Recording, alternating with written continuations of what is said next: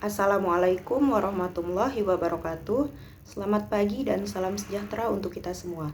Perkenalkan, nama saya Damayanti Widya Santika, NIM C1022211018 dari Prodi Agribisnis. Baiklah, di sini saya akan memaparkan tentang kearifan lokal masyarakat pesisir Nusantara dengan adat budaya Sasi dari Maluku. Yang pertama, saya akan membahas mengenai latar belakang. Sasi merupakan suatu tradisi masyarakat negeri di Maluku untuk menjaga hasil-hasil potensi tertentu. Kegiatan pengambilan hasil-hasil potensi ini oleh masyarakat Maluku dikenal dengan sebutan Sasi. Sasi merupakan pengelolaan dan perlindungan sumber daya alam di darat dan di laut yang dilaksanakan masyarakat adat Maluku yang akhirnya menyebar ke beberapa daerah di Papua Barat. Menurut sejarahnya, Sasi di Maluku telah ada sejak dahulu kala dan merupakan komitmen bersama oleh masyarakat, tokoh adat, dan tokoh masyarakat.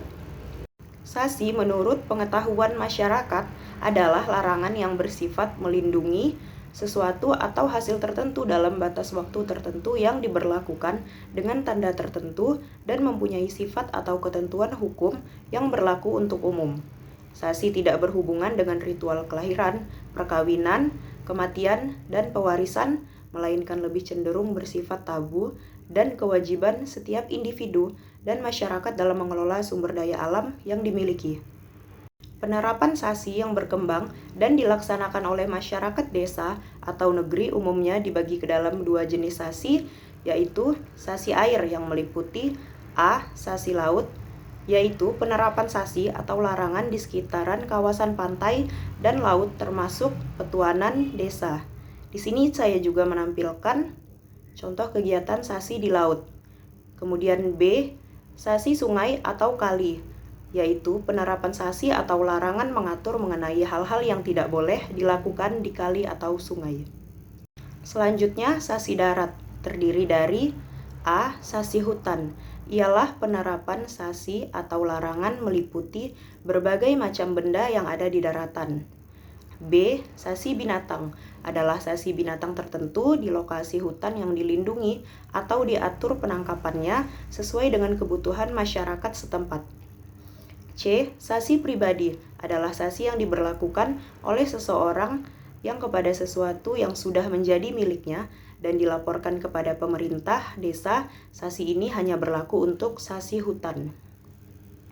D. Sasi agama, yaitu Sasi yang diterapkan oleh pemuka agama yang berkaitan dengan kepercayaan atau agama asli yang hidup dalam masyarakat. E. Sasi negeri atau kampung adalah larangan yang mengatur tentang kehidupan masyarakat antara sesama dalam desa, seperti dilarang membuat keributan di malam minggu, dan jika ingin membuat acara di malam hari berupa pesta atau hal lain harus mendapat izin dari saniri atau dewan adat. F. Sasi babaliang adalah suatu bentuk dari Sasi dari negeri demi meningkatkan kesejahteraan anak-anak negeri. Di sini saya juga menampilkan kegiatan Sasi di darat. Selanjutnya yaitu nilai-nilai budaya kemaritiman. Nilai-nilai hukum yang substansial dalam sistem Sasi sebagai inti dari hukum adat tersebut sebagai berikut. A. Penggunaan hak seseorang secara tepat menurut waktu yang ditentukan. B. Mencegah timbulnya sengketa antara sesama penduduk negeri. C. Pemeliharaan dan pelestarian alam lingkungan di laut maupun darat demi peningkatan kesejahteraan bersama. D. Kewajiban untuk memanjakan hasil laut dan darat. E. Mengurangi kemungkinan timbulnya kejahatan yang dibuat berupa pencurian. Selanjutnya, nilai substansial yang menjadi inti dari prinsip hukum adat Sasi. A. Penggunaan hak secara tepat waktu. Ini menekankan pentingnya penggunaan hak seseorang sesuai dengan waktu yang telah ditentukan, menciptakan keseimbangan dan keadilan dalam pemanfaatan sumber daya. B. Mencegah sengketa. Prinsip ini bertujuan untuk mencegah konflik antara penduduk negeri, mengedepankan kerjasama, dan menjaga keharmonisan dalam masyarakat. C. Pemeliharaan lingkungan Sasi mempromosikan pelestarian alam, baik di darat maupun di laut, sebagai upaya untuk meningkatkan kesejahteraan bersama dan menjaga keberlanjutan sumber daya alam. D. Kewajiban memanjakan hasil laut dan darat, memberikan tanggung jawab kepada masyarakat untuk merawat dan memelihara hasil laut dan darat, sehingga sumber daya tersebut dapat dimanfaatkan secara berkelanjutan. E. Mengurangi kejahatan. Sasi juga memiliki fungsi sosial untuk mengurangi potensi kejahatan, khususnya pencurian, dengan menciptakan tatanan masyarakat yang teratur dan saling menjaga. Berikutnya, jenis-jenis norma dan aturan yang berlaku. Dalam pelaksanaannya, sasi cenderung bersifat hukum bukan tradisi, di mana sasi digunakan sebagai cara mengambil kebijakan dalam pengambilan hasil laut dan hasil pertanian. Pada saat sasi dilaksanakan, maka masyarakat dilarang untuk memetik buah-buahan tertentu di darat dan mengambil hasil tertentu dari laut selama jangka waktu yang ditetapkan oleh pemerintah desa. Sasi memiliki aturan-aturan dan tata cara pelaksanaan, pemanfaatan, pemeliharaan, pengawasan, sehingga keseimbangan lingkungan terjaga dan sumber daya alam yang ada di dalamnya dapat dimanfaatkan oleh generasi berikutnya. Adat sasi tidak membedakan jenis-jenis pidana seperti tercantum dalam pasal 65 RUU KUHP yang membedakan pidana menjadi beberapa jenis. Keberlakuan delik adat atau dalam ini termasuk pidana denda bagi pelaku pelanggaran sasi adat berfungsi untuk memulihkan kembali ketidakharmonisan menurut cara-cara adat. Selanjutnya yakni sanksi yang diberikan bagi para pelanggar. Jika ada orang yang melanggar sasi dengan melakukan pengambilan tanaman atau hasil-hasil laut pada masa tutup sasi, maka hukuman yang diberikan oleh pemerintah negeri yaitu raja dan perangkat negeri kepada pelanggar yaitu ditangkap, dipertontonkan di hadapan masyarakat umum dan mendapat hukuman fisik seperti cambuk, dikenakan denda, kerja paksa, dan dikucilkan dari tengah-tengah kehidupan masyarakat. Kemudian sanksi yang paling berat dan sangat ditakuti di waktu terdahulu adalah sanksi yang diberikan oleh arwah atau roh-roh nenek moyang atau leluhur seperti anak sakit secara terus-menerus dan akhirnya meninggal dunia sehingga keluarga itu tidak memiliki seorang keturunan atau istilah lokalnya adalah tutup mata rumah. Tindak delik adat sasi atau lebih dikenal dengan hukuman pidana adat sasi menunjukkan bahwa masyarakat adat menganggap segala perbuatan yang melanggar tata nilai dan norma yang hidup dalam hukum adat mereka merupakan perbuatan yang tercela sehingga dapat dikategorikan sebagai kejahatan.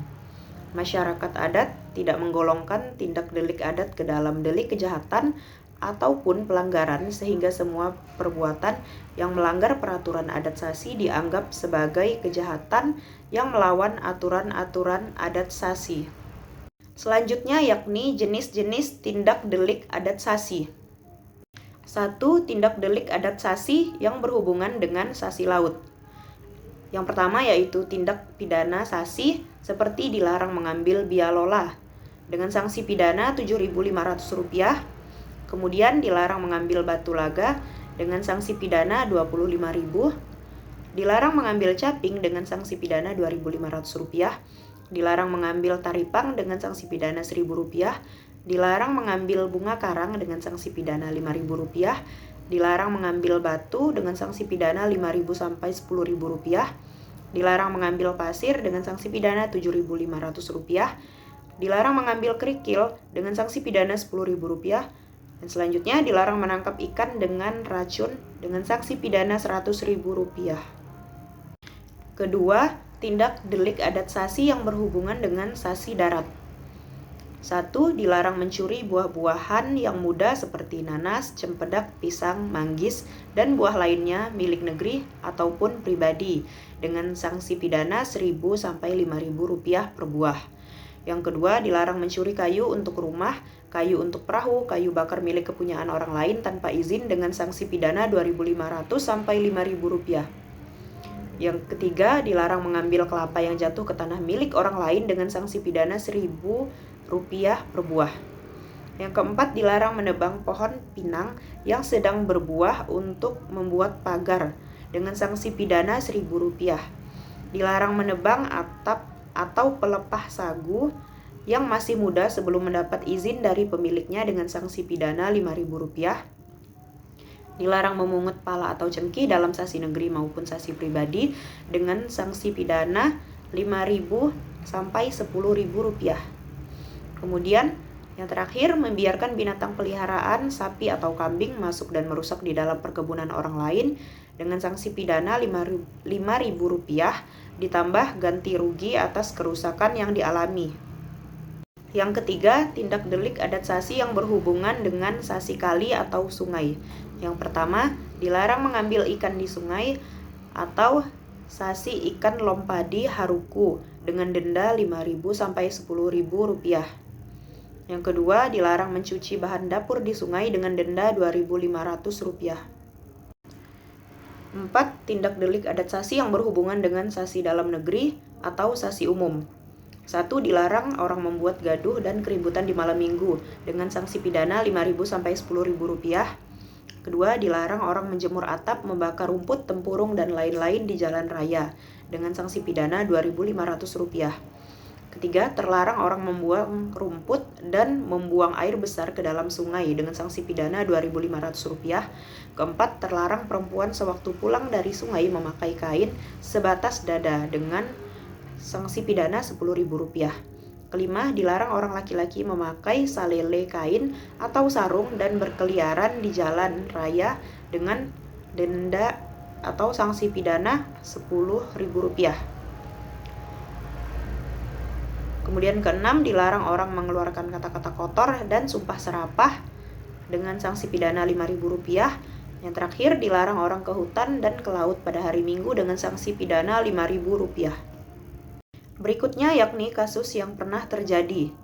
Yang pertama, di sini saya menjelaskan mengenai sasi darat.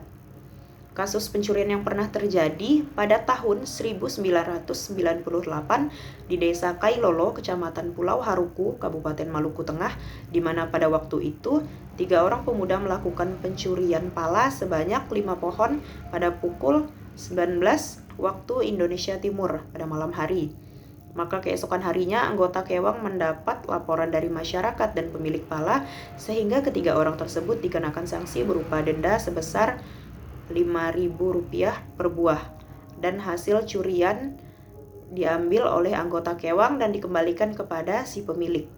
Memasang atau menancap tanda sasi karena adanya tanda-tanda tersebut menandakan waktunya tutup sasi di mana sebuah masyarakat tidak bebas memasuki hutan untuk mengambil hasil hutan yang terkena sasi. Namun untuk acara-acara tertentu seperti pernikahan, kematian, dan lain-lain, masyarakat dapat diberi izin oleh lembaga Kewang untuk mengambil hasil hutan sesuai dengan keperluannya. Yang kedua yaitu sasi laut. Masyarakat adat di Desa Eti juga pernah terjadi kasus pencurian teripang. Hal ini terjadi karena masyarakat di Desa Eti kurang menyadari akan tujuan dari pelaksanaan adat sasi sehingga eksploitasi akan sumber daya alam dilakukan secara berlebihan tanpa mempertimbangkan dampak dari eksploitasi yang berlebihan tersebut walaupun ada sanksi yang diberlakukan.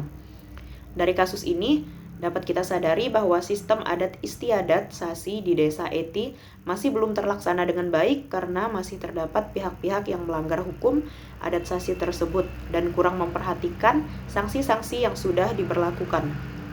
Selanjutnya yaitu status hukum. Yang pertama, menurut Perpu, peraturan perundang-undangan dan peraturan pemerintah yang mengatur tentang pelestarian dan perlindungan terhadap sumber daya alam dan pelestarian adat istiadat setempat yang memiliki keterkaitannya di antaranya 1. Pemerintah Republik Indonesia menerapkan Undang-Undang Nomor 5 Tahun 1979. Sistem pemerintahan ini mendorong bahkan merubah tatanan kehidupan sosial masyarakat di Maluku Tengah, khususnya Desa Haruku diantaranya adalah lembaga sasi. Sasi selama ini dipakai sebagai pengendali wujud kehidupan sosial masyarakat yang didukung dengan kewajiban berbagai perangkatnya seperti raja, kepala kewang, tuan tanah, dan anak kewang tidak lagi berperan. Yang kedua, Pasal 1 Rancangan Undang-Undang tentang Kitab Undang-Undang Hukum Pidana RUU KUHP versi tahun 2005 di mana di dalam ayat 3 ditegaskan bahwa ketentuan sebagaimana dimaksud pada ayat 1 tidak mengurangi berlakunya hukum yang hidup dalam masyarakat yang menentukan bahwa seseorang patut dipidana walaupun perbuatan tersebut tidak diatur dalam peraturan perundang-undangan.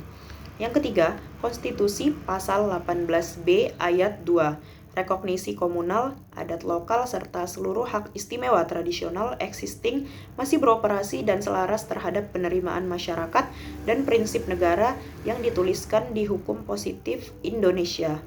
Melihat konstitusi hukum tersebut, sasi ini dibangun dan dibentuk atas nilai-nilai budaya dan ketergantungan masyarakat adat terhadap lingkungan. Hal ini juga secara signifikan mempengaruhi cara masyarakat adat menjaga lingkungannya yang pada akhirnya mengarah pada praktik konservasi alam yang baik.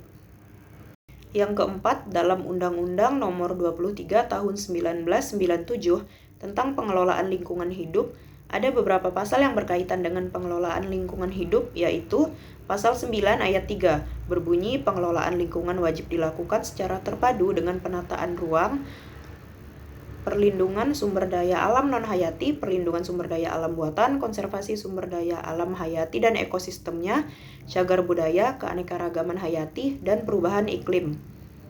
Pasal 18 ayat 1 mengatakan setiap usaha dan atau kegiatan yang menimbulkan dampak besar dan penting terhadap lingkungan wajib memiliki analisis mengenai dampak lingkungan hidup untuk memperoleh izin usaha dan atau kegiatan.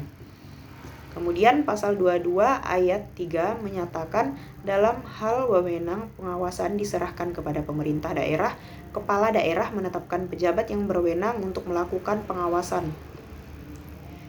Yang kelima, pasal 67 RUU KUHP tahun 2005 ditegaskan dalam ayat 1E tentang pemenuhan kewajiban adat setempat dan atau kegiatan menurut hukum yang hidup dalam masyarakat. Jenis pidana ini termasuk di dalam jenis pidana tambahan. Selanjutnya, Perdes atau Peraturan Desa. Penerapan hukum pidana sasi pada zaman dahulu tidak dituangkan dalam hukum tertulis maupun tidak tertulis, namun ditaati dan dipatuhi oleh segenap masyarakat adat. Peraturan tersebut berlangsung secara turun-temurun sebagai warisan leluhur. Dalam perkembangannya, aturan-aturan sasi kemudian dibuat dalam suatu peraturan sebagai acuan dalam beberapa aturan hukum delik adat sasi yang pernah diberlakukan dan menjadi acuan bagi pembuatan aturan-aturan hukum sasi dan kewang pada negeri-negeri di Kepulauan Lease dan termasuk Pulau Ambon, antara lain 1. Reglemen Pemerintah Hindia Belanda tahun 1870 seri R nomor 42 tentang Kewang Reglemen Van de Negerich Porto. 2. Reglemen Pemerintah Hindia Belanda tahun 1863 seri R nomor 43 tentang Kewang Reglemen Van de Negerich Ema. 3. Reglemen Pemerintah Hindia Belanda tahun 1921 seri R nomor 44 tentang Het Recht van Sasi in de Molukken. 4. Reglemen Pemerintah Hindia Belanda tahun 1915 sampai 1922 seri R nomor 45 tentang Sasi Reglemen T. Paparo. Selain dikenal aturan-aturan hukum adat sasi pada zaman Hindia Belanda, pada zaman pemerintah Indonesia juga dikenal beberapa aturan hukum sasi dan peraturan kewang seperti 1. Peraturan Sasi Aman Haru Ukui dan Lembaga Kewang Negeri Haruku Saniri Alo Osi Aman Haru Ukui pada tanggal 10 Juni 1985. 2. Peraturan Sasi Lola dan Taripang di Negeri Nolot atau Sasi Pemerintahan Nolot tanggal 1 Januari 1990. 3. Peraturan Sasi Negeri Paperu. 4. Peraturan Sasi Negeri Ihamahu. 5. Peraturan Sasi dan Kewang Negeri Irawaka, Pemerintah Itawak, Organisasi Kewang tanggal 22 Mei 1995. 6. Peraturan Sasi Negeri Amahai. 7. Peraturan Sasi Laut dan Kewang Negeri Haria. 8. Peraturan Kewang Negeri Tulehu nomor 1 tahun 1980. Terakhir yakni kesimpulan. Kearifan lokal sebagai bentuk dari strategi konservasi telah lama dilakukan masyarakat Maluku sebagai upaya mempertahankan, melindungi dan melestarikan lingkungan dan sumber daya alam. Sasi merupakan salah satu bentuk kearifan lokal yang harus dipertahankan karena sasi memiliki peran penting dalam pengelolaan sumber daya alam dan lingkungan. Sasi tidak hanya berfungsi sebagai larangan dan pengambilan hasil alam, tetapi juga membawa nilai-nilai konservasi, keadilan, dan kesejahteraan masyarakat. Baiklah, sekian presentasi dari saya. Jika ada salah kata, mohon dimaafkan. Sekian dan terima kasih. Wassalamualaikum warahmatullahi wabarakatuh.